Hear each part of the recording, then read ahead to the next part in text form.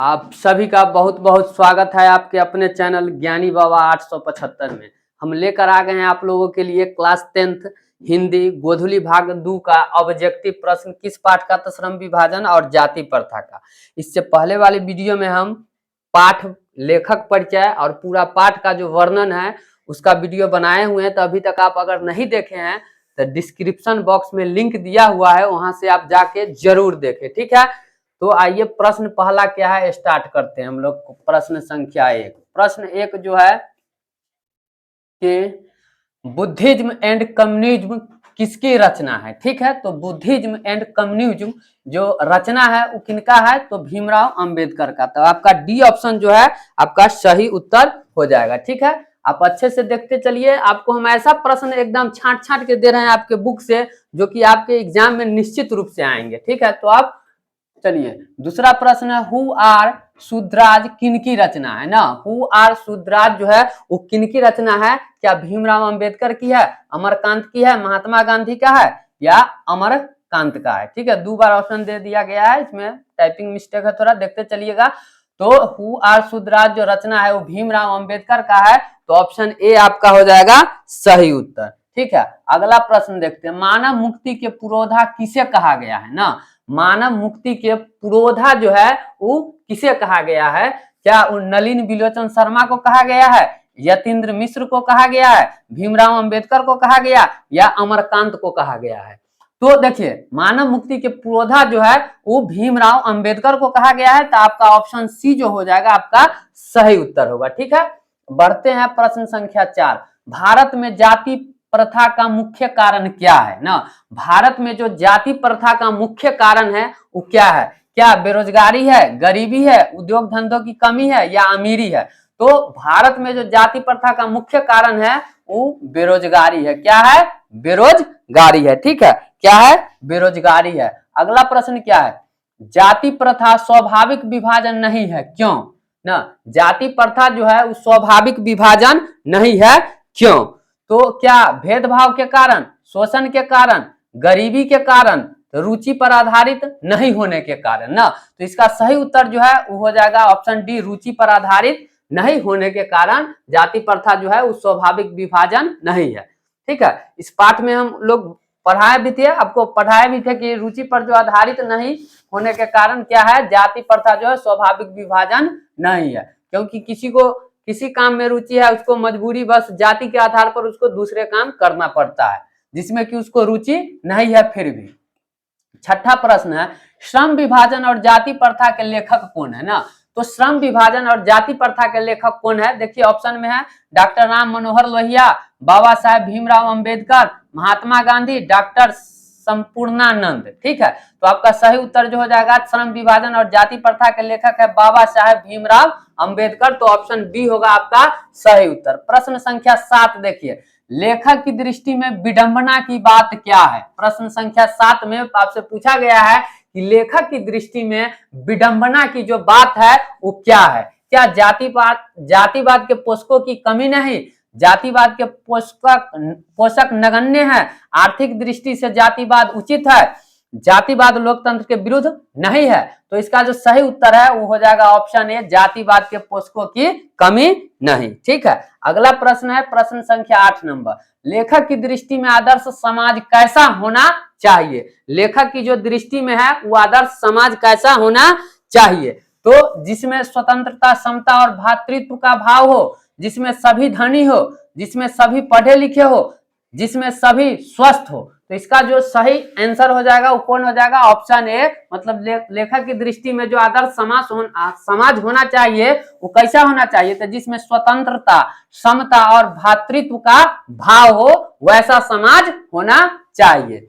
प्रश्न संख्या 9 देखिए, लेखक बेरोजगारी का प्रमुख और प्रत्यक्ष कारण किसे मानते हैं ना। लेखक जो है वो बेरोजगारी का प्रमुख और प्रत्यक्ष कारण किसे मानते हैं, क्या शिक्षा को मानते हैं, ऑप्शन बी में है जनसंख्या को, ऑप्शन सी है जाति प्रथा को और ऑप्शन डी है उद्योग धंधों की कमी को ना।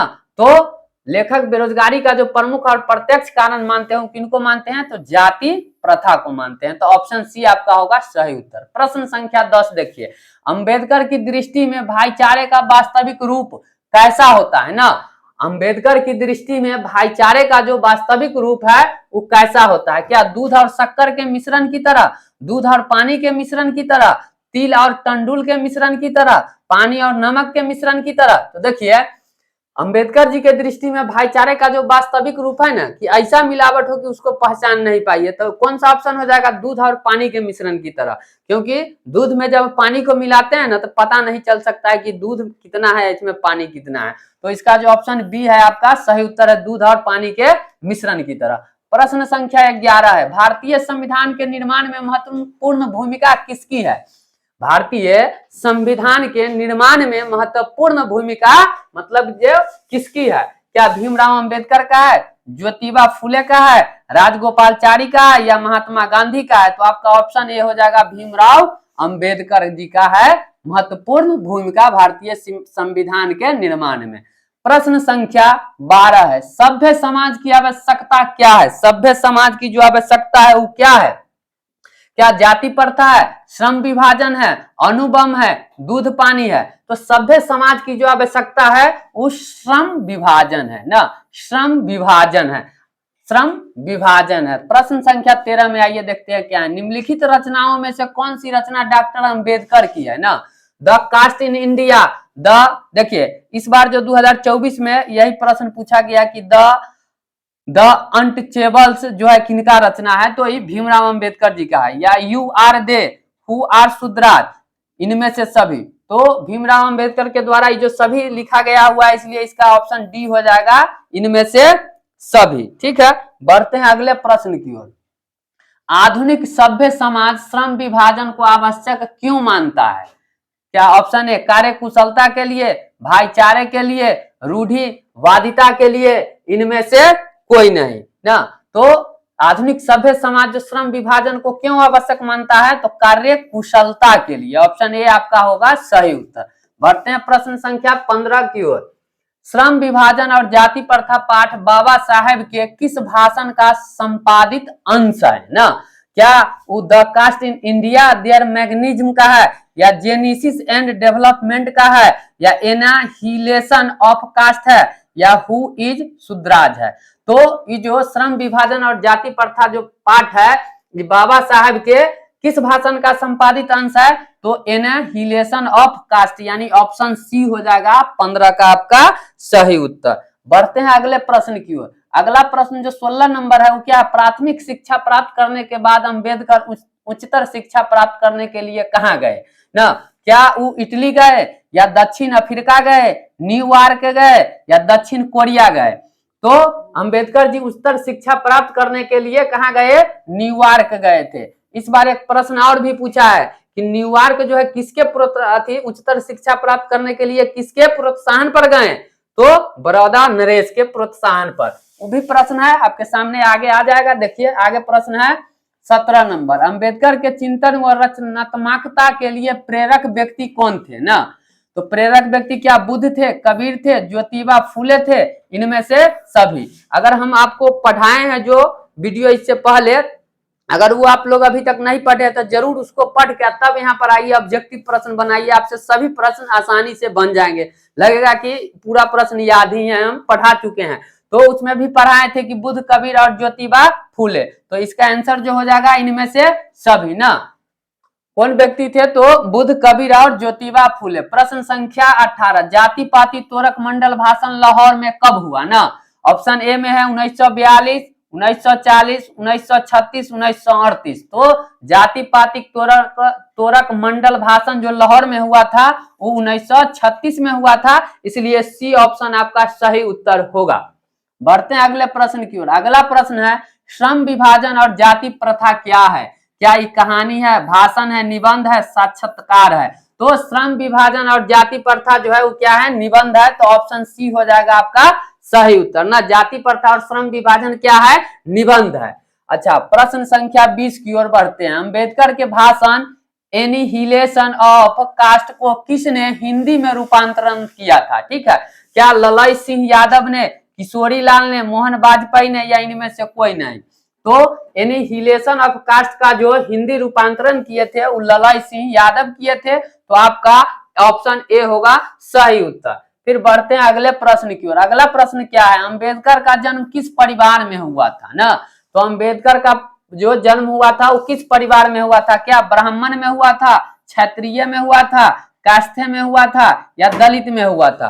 तो उनका जो जन्म हुआ था वो दलित परिवार में हुआ था, इसलिए आपका ऑप्शन सी हो जाएगा सही उत्तर। फिर बढ़ते हैं अगले प्रश्न की ओर। लेखक को इस युग में कहां पर विडंबना दिखाई दिया, लेखक को इस युग में कहां पर विडंबना दिखाई दिया, क्या जातिवाद में, नारीवाद में, निर्विवाद में, या परिवारवाद में ना। तो कहां पर दिखाई दिया, तो आपको कहा जातिवाद में। तो ऑप्शन ए हो जाएगा आपका सही उत्तर। बढ़ते हैं अगले प्रश्न की ओर। 23 नंबर प्रश्न में है, डॉक्टर अंबेडकर के माता का नाम क्या था, माता का नाम क्या था, क्या रानीबाई, कुंतीबाई, शीलाबाई, या भीमाबाई। तो अंबेडकर जी के माता का जो नाम था वो भीमाबाई था, इसलिए आपका ऑप्शन डी हो जाएगा सही उत्तर।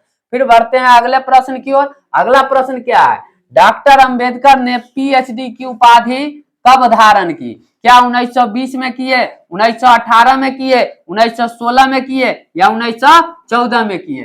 तो डॉक्टर अंबेडकर जी ने पीएचडी की उपाधि जो धारण की थी 1916 में किए थे। तो आपका ऑप्शन सी हो जाएगा आपका सही उत्तर। ठीक है,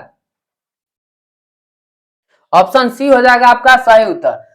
बढ़ते हैं अगले प्रश्न की ओर। The caste in India their mechanism किनकी रचना है ना, भीमराव अंबेडकर की, राम मनोहर लोहिया का, या महात्मा गांधी जी का, या सुखदेव का।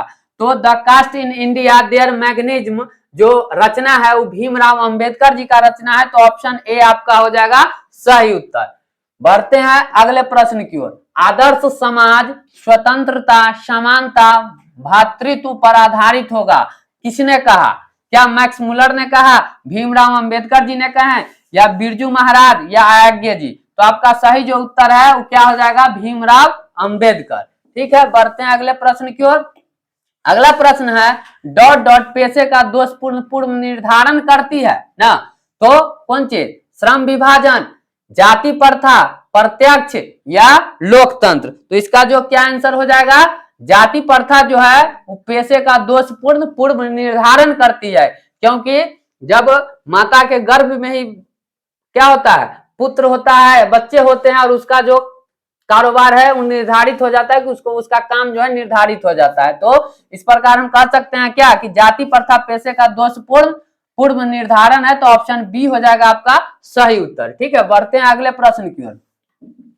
जाति प्रथा भारत में बेरोजगारी का एक कारण बनी हुई है ना, जाति प्रथा जो है भारत में बेरोजगारी का एक कारण क्या बनी हुई है, तो प्रत्यक्ष, प्रमुख, ए और बी दोनों, इनमें से कोई नहीं। तो आपका सी ऑप्शन हो जाएगा सही उत्तर, ए और बी दोनों प्रत्यक्ष और प्रमुख कारण बनी हुई है जाति प्रथा भारत में बेरोजगारी का। ठीक है, बढ़ते हैं अगले प्रश्न की ओर। अगला प्रश्न है 29 नंबर, मुक नायक क्या है, क्या ये अखबार है, पत्रिका है, पुस्तक है, कहानी संग्रह है। तो मुक नायक जो है वो एक पत्रिका है। तो ऑप्शन बी हो जाएगा आपका सही उत्तर। क्या, ऑप्शन बी हो जाएगा आपका सही उत्तर। यदि आपको वीडियो पसंद आ रहा होगा तो जरूर लाइक कीजिएगा, चैनल को सब्सक्राइब कर लीजिएगा, क्योंकि आपको हम मैथ हो, हिंदी हो ना, साइंस हो, सोशल साइंस हो, सभी का वीडियो बारी बारी से अपलोड करते रहेंगे। आप लोग मजे में पढ़ते रहिए। एक एक आपके बुक का एक एक सॉल्यूशन यहाँ पर उपस्थित होगा ज्ञानी बाबा 875 चैनल पर। तो आप हमारे साथ जुड़े रहें। 30 नंबर प्रश्न है, डॉक्टर भीमराव अंबेडकर की मृत्यु कब और कहां हुई, क्या 1956 दिल्ली में हुआ, 1957 मध्य प्रदेश, 1958 वाराणसी, 1959 बिहार ना। तो डॉक्टर भीमराव अंबेडकर की मृत्यु जो है वो 1956 में दिल्ली में हुआ था। तो ऑप्शन ए हो जाएगा आपका सही उत्तर। ठीक है, बढ़ते हैं अगले प्रश्न की ओर। 31 नंबर प्रश्न है, डॉक्टर भीमराव अंबेडकर का जन्म कब हुआ ना।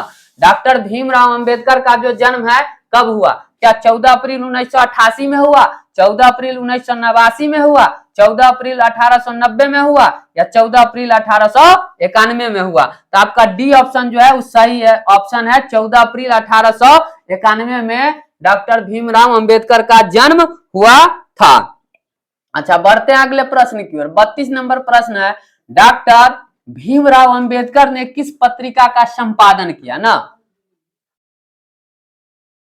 अच्छा, यहाँ पर थोड़ा 32 नंबर का 1 मिनट पत्रिका का संपादन किया, ऑप्शन गलती टाइप हो गया, 1 मिनट चलिए।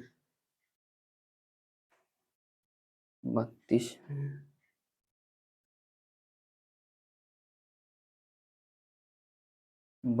नंबर, जन्म किस पत्रिका का संपादन किया है? डॉक्टर अंबेडकर ने किस पत्रिका का संपादन किया? ठीक है, ये प्रश्न है, देख लीजिए 32 में। अच्छा, डॉक्टर भीमराव अम्बेडकर ने किस पत्रिका का संपादन किया? ये प्रश्न दो बेरी आ गया। डॉक्टर अंबेडकर ने किस पत्रिका का संपादन किया? आइए देखते हैं, तो किसका संपादन किए थे? तो बहिष्कृत भारत 33 का जो ऑप्शन सी है आपका सही उत्तर हो जाएगा। ठीक है। अच्छा, प्रश्न संख्या 34 देखिए, भारतीय संविधान का निर्माता किसे कहा जाता है? भारतीय संविधान का निर्माता जो है वो किसे कहा जाता है? तो भीमराव अंबेडकर को। तो ऑप्शन सी आपका हो जाएगा सही उत्तर। ठीक है, ऑप्शन क्या सी हो जाएगा आपका सही उत्तर। अगला प्रश्न है 35 नंबर, डॉक्टर अंबेडकर का वाङ्मय हिंदी के कितने खंडों में प्रकाशित हो चुकी है? क्या 15 खंडों में, 17 खंडों में, 19 खंडों में या 21 खंडों में? तो आपका ऑप्शन डी हो जाएगा सही उत्तर। उनका जो वाङ्मय हिंदी के है वो 21 खंडों में रूपांतरित प्रकाशित हो चुका है। प्रश्न संख्या 36 देखते हैं, आधुनिक सभ्य समाज कार्य कुशलता के लिए किसे आवश्यक मानता है? क्या श्रम विभाजन को, धन विभाजन को, जन विभाजन को, जाति विभाजन को? तो इसका जो ऑप्शन ए है आपका हो जाएगा सही उत्तर ना, कि आधुनिक सभ्य समाज कार्य कुशलता किसके लिए? तो श्रम विभाजन के लिए। ठीक है। प्रश्न संख्या 47, डॉक्टर अंबेडकर के पिता का क्या नाम था? ना रामदेव सकपाल, रामजी सकपाल, राम किशुन सकपाल या राधे राम सकपाल? तो अंबेडकर जी के पिता का जो नाम था वो रामजी सकपाल था। तो ऑप्शन बी हो जाएगा आपका सही उत्तर। बढ़ते हैं अगले प्रश्न की ओर, जाति प्रथा श्रम विभाजन के साथ साथ किसका रूप लिए हुए हैं? ना तो जाति प्रथा जो श्रम विभाजन के साथ साथ किसका रूप लिए हुए हैं? क्या स्वतंत्रता का, भातृत्व का, श्रमिक विभाजन का? इनमें से कोई नहीं। तो ऑप्शन सी हो जाएगा आपका सही उत्तर, श्रमिक विभाजन का, श्रमिक विभाजन का। ठीक है। बढ़ते हैं अगले प्रश्न की ओर 39 नंबर में, डॉक्टर भीमराव अंबेडकर ने किस प्रथा को आर्थिक पहलू से खतरनाक माना है? ना किस प्रथा को? तो डॉक्टर भीमराव अंबेडकर ने किस प्रथा को आर्थिक पहलू से खतरनाक माना है? क्या सती प्रथा को, दहेज प्रथा को, बाल विवाह प्रथा को या जाति प्रथा को? तो आपका ऑप्शन जो है सी हो जाएगा सही उत्तर, बाल विवाह प्रथा को। ना बाल विवाह प्रथा को। ऑप्शन सी नहीं, जाति प्रथा को। 1 मिनट, ऑप्शन डी होगा आपका सही उत्तर। डॉक्टर भीमराव अंबेडकर ने किस प्रथा को आर्थिक पहलू से खतरनाक माना है? तो 39 का जो है आपका डी हो जाएगा आंसर। 39 नंबर का क्या हो जाएगा? डी आंसर, जाति प्रथा। अच्छा, 40 नंबर देखिए, किनके प्रोत्साहन पर बाबा साहब उच्चतर शिक्षा हेतु न्यूयॉर्क गए? ना काशी नरेश, पटियाला नरेश, बड़ौदा नरेश, दरभंगा नरेश? तो इस सब बात हम पहले भी वीडियो में पढ़ा चुके हैं आपके पाठ के अंतर्गत। तो ये जो है बड़ौदा नरेश के प्रोत्साहन पर गए थे। तो ऑप्शन सी होगा आपका सही उत्तर। आर्थिक पहलू से भी जाति प्रथा डैश है ना, लाभदायक है, अनुकूल है, हानिकारक है? इनमें से सभी है ना। तो क्या है? तो हानिकारक है। तो ऑप्शन सी हो जाएगा इसका सही उत्तर। ठीक है। अच्छा, 42 नंबर, सच्चे लोकतंत्र का पर्याय है जाति प्रथा, सुशासन, भाईचारा, कानून व्यवस्था? तो सच्चे लोकतंत्र का पर्याय है भाईचारा। ऑप्शन सी हो जाएगा आपका सही उत्तर। फिर बढ़ते हैं 43 नंबर प्रश्न में, बाबा साहब द्वारा रचित पुस्तक है ना। तो बाबा साहब द्वारा रचित पुस्तक जो है क्या? जेनेसिस एंड डेवलपमेंट है, बुद्धिज्म एंड कम्युनिज्म है, बुद्धा एंड हिज धम्मा है? इनमें से सभी। तो इसका ऑप्शन डी हो जाएगा आपका सही उत्तर, इनमें से सभी। प्रश्न संख्या 44 में देखते हैं, श्रम विभाजन और जाति प्रथा शीर्षक किनके द्वारा हिंदी में रूपांतरित है? ना किनके द्वारा? तो ललय सिंह यादव के द्वारा। ना 44 का क्या हो जाएगा आंसर? सी, ललय सिंह यादव द्वारा। बढ़ते हैं 45 नंबर प्रश्न में, क्या है? आधुनिक मनु कहा गया है? आधुनिक जो है मनु किसे कहा गया है? क्या डॉक्टर राजेंद्र प्रसाद को कहा गया है, महात्मा गांधी को कहा गया है, सत्यानंद सिन्हा को कहा गया है, या अंबेडकर जी को कहा गया है? तो आधुनिक मनु कहा गया है किनको? अंबेडकर जी को। तो ऑप्शन डी हो जाएगा आपका सही उत्तर ना। बढ़ते हैं 46 नंबर प्रश्न की ओर। विडंबना का अर्थ है ना, विडंबना का अर्थ क्या है? क्या उपहास है, प्रवाहित है, आकांक्षित है, या बंधुत्व है ना। तो 46 का जो ऑप्शन हो जाएगा आपका 46 का एक हो जाएगा, विडंबना का अर्थ है उपहास। विडंबना का अर्थ क्या होता है? उपहास। ठीक है। अच्छा 47 नंबर प्रश्न देखते हैं। भारत की राष्ट्रीय क्षमता का पूर्ण विकास किस व्यवस्था में संभव है? और ये इस पाठ का आखिरी प्रश्न है। ठीक है, इसके बाद हम आप लोगों के बीच लेकर आएंगे इस पाठ के जितने भी सब्जेक्टिव प्रश्न है उन सभी प्रश्नों को। ठीक है, तो इस वीडियो को देखने के बाद जरूर आप इंतजार कीजिएगा, वो वीडियो भी अगले रोज जरूर अपलोड होगा। ठीक है, प्रत्येक दिन आपको मैथ के, हिंदी के फिलहाल वीडियो मिल रहे हैं और आगे सोशल साइंस का भी वीडियो अपलोड होगा। तो आप लोग हमारे चैनल को जरूर सब्सक्राइब कर लीजिएगा। ठीक है, तो 47 नंबर का जो है, भारत की राष्ट्रीय क्षमता का पूर्ण विकास किस व्यवस्था में संभव है? सामंतवादी व्यवस्था में, पूंजीवादी व्यवस्था में, समाजवादी व्यवस्था में, इनमें से कोई नहीं। तो ऑप्शन सी हो जाएगा आपका सही उत्तर, समाजवादी व्यवस्था में। तो आशा करते हैं कि यह वीडियो आपको पसंद आया हो। ठीक है, पसंद आया हो